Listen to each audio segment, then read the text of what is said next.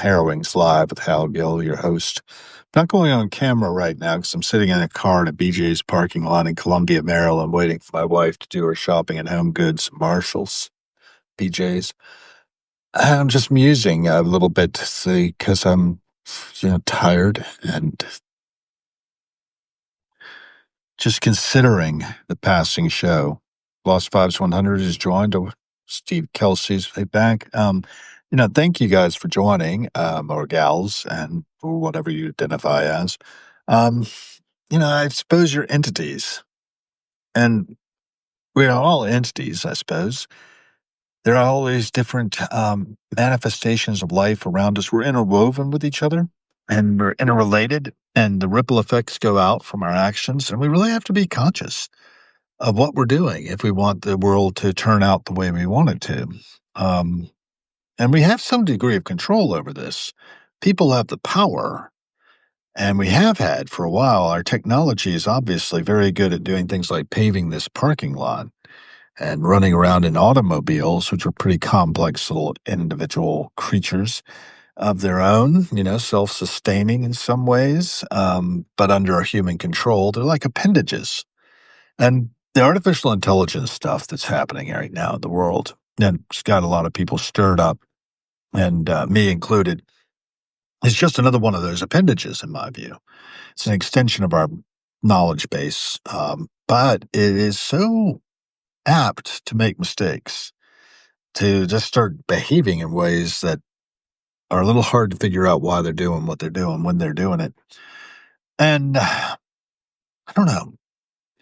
A lot of people are scared by this, I think. A lot of people are running on fear. We're naturally going to be fearful. That's our nature because we have to be hypervigilant. We're a potential prey.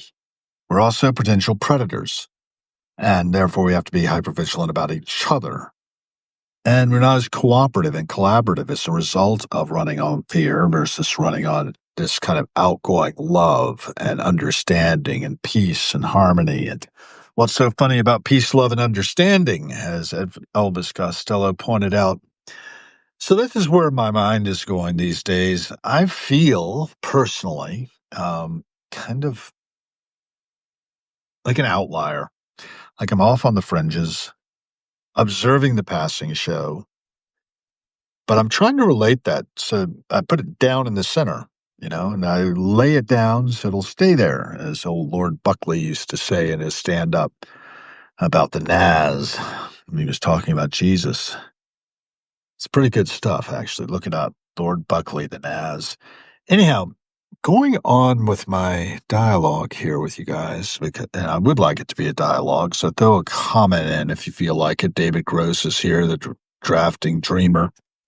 Um, Now, I'd like to know what you all think, how you all are perceiving the society that we're co-creating. With every cent we spend, we nudge the economy a certain direction, and we are endorsing something. We're voting with our pennies and our dollars and our, bitcoins, whatever. We're making some degree of statement about what our values are. We're using our energy to do that. We're using our attention to attend to the information that's being presented. The information. Remember buying a book that was called The Information. I have to pull that off the shelf and dive into it sometime. I've got a lot of nonfiction books along these lines. And the idea, it from bit, that basically the whole shooting match is ones and zeros, on, off. Things either are or they aren't. But both and is also a possibility. And I'm thinking now to John Perry Barlow's talk on enantiodromia, which is this idea that everything is in a constant state of becoming its opposite. Day becomes night becomes day. We're rotating, we're spinning, and we're participating in this process. And every action has an equal and opposite reaction in Newtonian physics, anyway. A lot of cause and effect going on, a pinball game, if you will. Pinball Wizard comes to mind. I've been listening to a lot of Pete Townsend lately because I'm getting ready to go to the Who. When they finally rescheduled for Philadelphia, they postponed. When I got to Philadelphia, I found out they were postponing because of illness of one of the band members. And God bless them. They get old now. They didn't die before they got old. And I get an opportunity to sit on the front row at Pete's feet and basically soak up his performance for us one last time in that configuration with Roger Daltrey on vocals. And what they brought to the bear is expression of both the teenage angst of I can't explain, that's my generation, then going on to Baba O'Reilly and Won't Get Fooled Again. How can we not be fooled? Somebody tried to fool me this past weekend, the weekend before last. I'm in the weekend again. I got an email from somebody who said his wife and him had a tradition of giving a certain amount of money to worthy causes. They had detected my foundation online, I assumed, and they wanted to give me $2,000. And they just needed my mailing address. And I was like, well, there's no harm in letting people know my mailing address. So I gave it to them. Friday, it registered,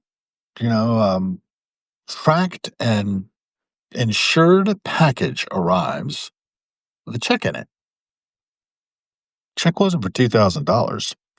That was talked about in the email. The check was for $4,150. Why that amount? That was weird. I didn't associate it right away with that, but I thought it looks legitimate. I looked at where it was from. Definitely an LLC down in Coral Gables, Florida. Okay, fair enough. We've got a registered agent, a guy named Victor Brown, on record. Okay, fine. Bank is called Regions Bank, and everything looks good on the tracking number there, the routing number. So I was like, wow, okay, this looks real. I take it to the bank and I told them the story and they said, yeah, I wouldn't cash it. And I said, well, I think I'll go ahead and do it anyway and see what happens. And I got cold feet about it. I talked to Grok a little bit about it and I realized, yeah, this is probably a scam. They're trying to get me to cash that check. It'll bounce and the result will be that, or they'll ask for the part 2,150 extra dollars that were there back. And if I do return it, then I'll just find the whole thing was bad to start with. And that's not happening. It's some sort of scam being run, right? And a nice attempt. I found a return address on the thing, so I know where that return address is. I zeroed in on it in Google Maps, and just felt like I wanted to call in an airstrike on it. But, I don't have evidence that it wasn't a good check, actually, in some ways, and I just doubt it. It's just very unlikely to be what it appears to be. So, simple matter. Simple matter. I got my bank to, make sure that check will be returned to me. I'll tear it up, burn it, whatever, get rid of it, and we will not speak of it again. That make sense? I hope so. Be careful out there. If you get an unsolicited check from somebody, even if they've contacted you by email, this guy did actually contact me by email to tell me that the thing had been shipped and I'd be getting it and what the tracking number on the, envelope being tracked and insured was, and it matched. So it's a pretty good cover. But no, I'm not going to be suckered in by that. And maybe I just toasted $4,150 that I could have had free and clear, but I don't think so. I think that was definitely something hinky going on there, as my wife would say. Hinky being a Western Pennsylvania term, if you're not familiar with it. If anybody is listening to this little video, lack of video, little audio transmission from the BJ's parking lot in Columbia, Maryland, God bless you for doing it. I mean, I really am appreciative of the 5 of you who tuned in and the ripple effects that can go out from our conversation if we have a conversation. Right now, we just have y'all just sort of there, maybe listening, maybe not. What else is new? I watched the passing show, as I said. I do see these guys rolling by a huge number of storage containers and all kinds of stuff and piling into a car. And, people are in there spending money. Here comes an Amazon truck, one of those Rivian ones, driving by. I wonder what it's doing in a BJ's parking lot, though. Okay, there it is. Let us save you the trip, it says on it. Maybe they're picking up stuff and then delivering it from here to somewhere else. Don't know. I do like the idea of having things delivered, of the logistics and the way in which AI is running in the background. There's an electric truck too by this company called Rivian. You may have seen Rivians in your neighborhood. I'm driving an old Toyota Camry, 2005, 20 years old. It seems to be doing just fine at 112,748 miles on it. And I don't think I feel like I want to run out and get a new car. Not as long as this one's running. And it is. What else do I want to talk about? Just as I observe things, as I watch people, I've not walked a mile in anybody else's shoes. If I had have been a mile away and had their shoes, I like to say. So I try not to judge other people's experience. Everybody's got such a rich biography. Everybody's doing what they do. Some people are doing it kind of in a automated fashion. I know I am dimly aware of reality around me. The thing you're looking at, if you're looking at this screen at all, the Bold Insight just joined, welcome, um, is an image of Philip K. Dick, the science fiction writer. And he wrote so much. His Exegesis, the posthumous volume, like 900 pages or more, maybe it's 1,000, I don't know. He said, reality is that which, when you stop believing in it, doesn't go away. It was the best he could come up for a definition of reality. I just know how things seem to me. And I'm looking out here, I'm watching the trees, I'm looking at the sky, which is very clear. And I'll have passing jet airliners coming out of the Baltimore, Washington International Airport, coming over at fairly low altitude. I can track where they're coming from on the little app I have on the phone and where they're going. And I'm watching the cars moving around the parking lot. And I'm observing, considering, where is it all heading? Most of us are sleepwalking through our lives, Gurdjieff would say. I think that's a little harsh, but I think you might not be wrong. I don't want to sleepwalk through my life. I want to be present for it. I want to be here to experience everything that it has to offer. And I think that's really what a lot of us crave. We crave a lived experience. People travel a lot and go on vacations to experience things. And, hopefully they do get that. And I certainly know the peak experiences for me, when I flash back into my memory, the time when I first walked into the Fife and Drum building and collected my equipment from Herb Watson in his office and, got set up and was sent out into the main room and then told to fall in and all of the, getting my fife and trying to get a sound out of the dang thing. And then this young man named David Bostein helped me, and he got me to get a note out of it, which got me started down the path. He was the same generation as me, the class of 1981. In our senior year, he was the fife section leader. And David was a good guy. He had learned to fly at our little airport in Williamsburg, Virginia, a little place where you could fly Cessna and get training, and he did. And he went on to the Marines after attending, I believe, Virginia Wesleyan, if I'm not mistaken. I also got accepted at Wesleyan, but I didn't go there. But I think he did. He went into the Marines ROTC program there, I suppose, and he ended up flying Harriers in Gulf War One. Bomb trucks basically that flew for the Marines and bombed the trenches the Republican guards were in, and come back from a flight thinking, "Oh, must have killed a lot of people today." How do you live with that? But he did, and he's a good guy. He's a commercial pilot, as I understand, like flying um, executive jets around and stuff. As last I heard, I don't know, probably retired by now, and maybe not.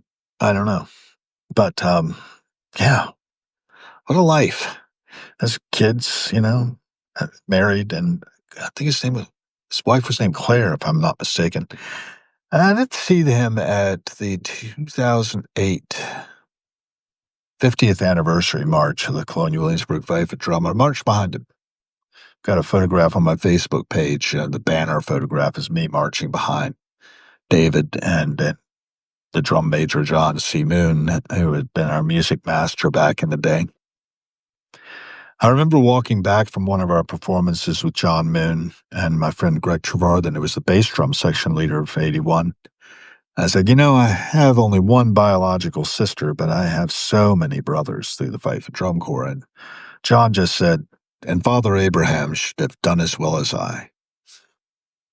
That was a nice moment. That was one of my favorite moments in my life. Really. I think that was during our 55th reunion. Yeah, that'd be right, because Greg was there. And there was a drummer's call maybe of 2015. Might have been then. And both of those, my friend Greg was part of. And we had grown up together. We had met probably as infants just after he was born. I was only 4 months old when he was born, and 8 days to be precise. He was June 12th of 1963. I came along February 4th of 1963. We were raised basically together in Birchwood Gardens. We moved when I was 14, and shortly thereafter, Greg's family moved too. And where did they move? Right down the street from where we had moved to. So, in fact, I saw his father driving in shortly after my mother was in the hospital from a fall where she broke her pelvis in 2 places. 3 months to the day after my father died. It was July 7th when Mom fell, 2024. And she's been, since she's getting out of the rehabilitation hospital after the acute care, for about a week. She ended up in a senior living facility through the good offices of my sister. And that's where she sits now. I should give her a call at some point and go down and visit her soon on the 13th of September. Mom's 86.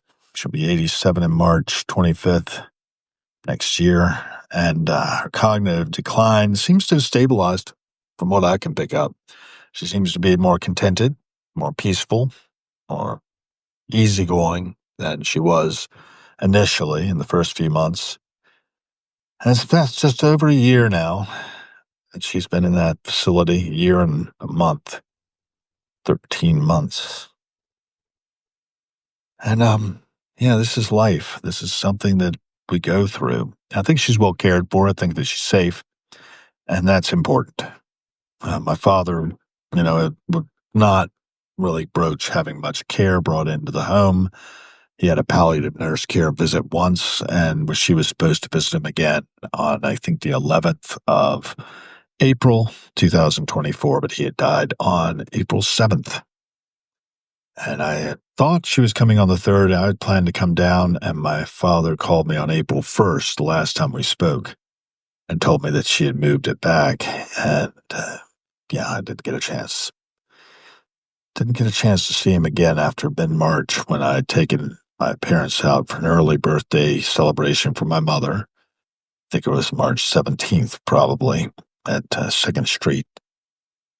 And I'm reminiscing about all these things in Harrowings. A lot of the Harrowings is about, my Substack is about being a publishing arm for the Harold B. Gill Foundation that I founded on September 17th, 2024. Yep. And,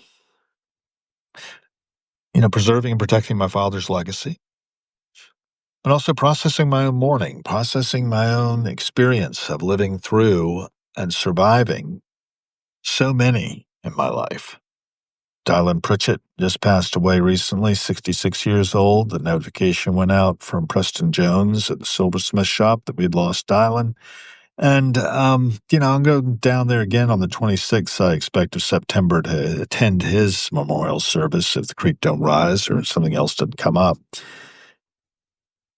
Because after all, we need to memorialize these people. I planted a grove of 50 trees in Dylan's memory through the, legacy.com ability to plant trees. I think that's a good thing to do. Always doing that, and always trying to make sure that people are memorialized in ways to keep their memories alive, but also that their passing causes me to take an action that'll help the planet as a whole. It'll help make this world better for our descendants to be a good ancestor. Let's see, we have Jesse Myers joining and Bob Hubichem joining. Thank you all for joining. It's nice to have 10 other people besides myself tuning in to Harrowings Live with Hal Gill, your host, and listening in a little bit on the mental processing I'm doing. My inner monologue leaking out. No one seems to have commented, but comments are welcome. And I don't know, I think I might do a little walking, see what my wife's up to, because she is making her way to BJ's Food Warehouse, and hopefully she's doing some shopping. Little bag at the car as usual. Got plenty of space for that. And then we'll get on the road again to wherever's next. She enjoys these trips. I do them basically because she enjoys them. Happy wife, happy life is one of my mottos. And remember, every cent spent is a vote for the kind of world we're co-creating. The folks loading the car in front of me have gotten some mini treats with bold flavor. They're fun favorites in there. Rolled gold pretzels. Looks like some fiery Cheetos, Doritos, and a while. I also got some Splash, Refresher. A lot of bottled water. A lot of bottled water. They bought their Jeep at Haynes Jeep Chrysler in Richmond, Virginia, but they are from Maryland. It's a V8 Jeep with Quadra drive, 4.7-liter high output. Pretty nice. Looks like an older model. Don't know exactly how old, but looks like it's been kept up well. The lady getting in the car has sort of a turban-like affair on her head. And, we got a lot of people in this world making their way from dawn to dusk, doing the best they can. It looked like a fellow there just passing by had a whole thing of potting soil or some kind of soil in his cart. That's all he was after. It's going to enrich the soil of wherever he happens to live, probably. I don't know. I don't know what everybody's up to. Let's see. Anybody saying anything? Nobody's saying nothing. All right. I'm going to wrap it up here and just post it. Ships fall where they may. Thanks for joining.